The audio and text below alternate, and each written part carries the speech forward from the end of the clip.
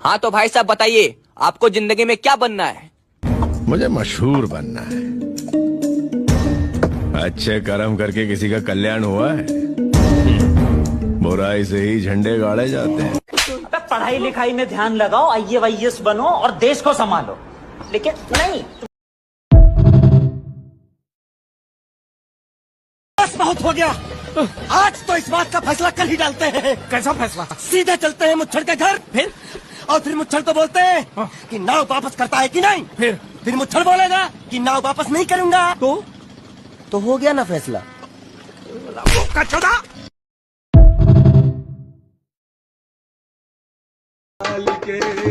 एक सनम तेरी आँख कटीली, दूजे गोरे गाल तेरे, तीजे गोरे गालों पे जानम, झूमर वाले बाल तेरे।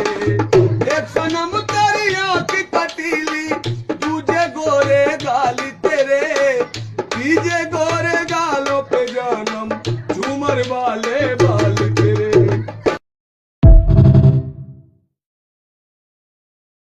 बकवाद कर रहे हो और आ गए यहाँ। अरे अपनी जवान का पक्का रहना चाहिए आदमी। क्या होया भैया? अरे होया क्या यार, हमारे ससुर साहब ने अपनी लौंडिया को यो कहा था कि व्यक्ति ब्याह में तो 4 पहियों की गाड़ी नहीं दे रहे, लेकिन जब तेरे कोई बालक होगा तो तुझे 6 पहियों की गाड़ी देंगे। अब मैंने सोचा मगर ट्रैक्टर डाली देंगे। दिक्क तो दई ना क्या? दिया गाड़ी दी क्यों ना, सुबह कटरा बुग्गी लाकर खड़ा कर दिया मालिक ना। अरे हमारी लौंडिया पागल थी जो इस दड़ियल से प्यार कर बैठी जो। बाबा जाओ, रिश्ते की लिहाज कर दिया नहीं हो रहा, यो कड़ा यो रिया निशान ना आ जाता इसका।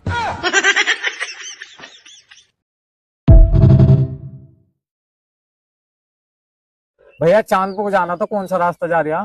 भैया आगे जाकर तुम्हें एक चौराहा पड़ेगा, चौराहे से इंगा को मुड़ जियो और फिर इंगा को मुड़ जियो, फिर इंगा को मुड़ियो, फिर इंगा को मुड़ के सीधा हो जियो। लोड़ो गलत रास्ते को बता रहा भैया को। भैया मैं छोड़ दूं चांदपुर के रास्ते पे। अच्छा चला,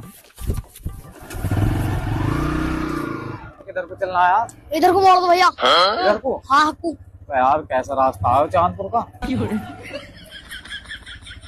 अब किधर को चलना छोटो? इधर को मोड़ दो। इधर को? हाँ। कैसे रास्ते को लगा यार जंगलों में को? भैया है रोक लो। आए? हाँ।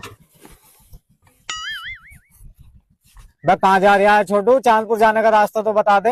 मुझे क्या पता, बहुत छोटे चांदपुर जाने का रास्ता। मैं तो बहुत ऐसी टट्टी आ रही, मैं टट्टी करना आया।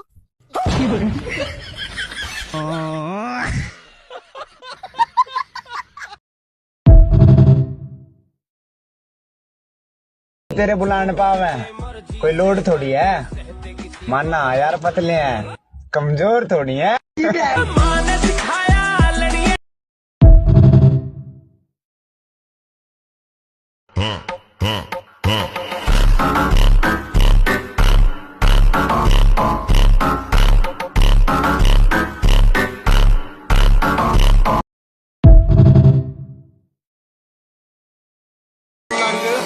मेरे वास्ते ते मैं या कमीना, तू हिंदी फिल्मां दे वाली लगदी करीना, मैं शक्ति कपूर ते तू आ हसीना। ससुराल वाले बेटी को गलत कहते रहे, बेटी को झूठा कहते रहे, बेटी चुप रही, बेटी को गुर्बत के ताने देते रहे, वो चुप रही। फिर आखिर में कहा बस अब खेल खत्म हो चुका है, अब खेल खत्म करते हैं, तेरे बाप को बुलाते हैं, उसके सामने ही तलाक की पर्ची तेरे हाथ में पकड़ा देते हैं। ये सुनकर बेटी का दिल कांप उठा, बेटी का दिल कांप उठा।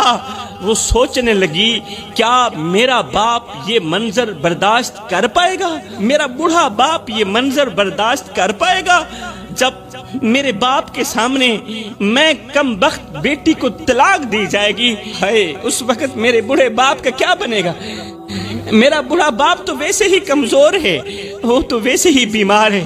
है फिर क्या हुआ? बेटी ने कमरा बंद किया, दिल ही दिल में कहने लगी ऐ जमीन तू क्यों नहीं फट जाती, तू क्यों नहीं मुझे अपने अंदर समो लेती? कहीं ऐसा ना हो मेरे ससुराल वाले मेरे बूढ़े बाप को बुलाकर उसके सामने अगर इन्होंने मुझे तलाक दे दी तो मेरा बाप जिंदा नहीं बचेगा। ऐ जमीन तू क्यों नहीं फट जाती, मुझे अपने अंदर क्यों नहीं ले लेती? बस फिर क्या हुआ? फिर क्या हुआ, कुछ दिन गुजरे ही थे कि गांव की किसी मस्जिद में ऐलान हो रहा था कि फला गरीब की बेटी फोत हो गई है, जनाजे का ऐलान बाद में किया जाएगा। फला गरीब की बेटी इंतकाल कर गई है, जनाजे का ऐलान बाद में किया जाएगा। ये ऐलान सुनते ही हर आंख अश्क बार हो गई, एक दूसरे को हैरत से देखने लगी। वो बेटी जिसे कभी बाप ने हंसी खुशी दुल्हन बनाकर ससुराल भेजा था, आज वो बेटी कफन में लिपटी हुई वापस आ गई।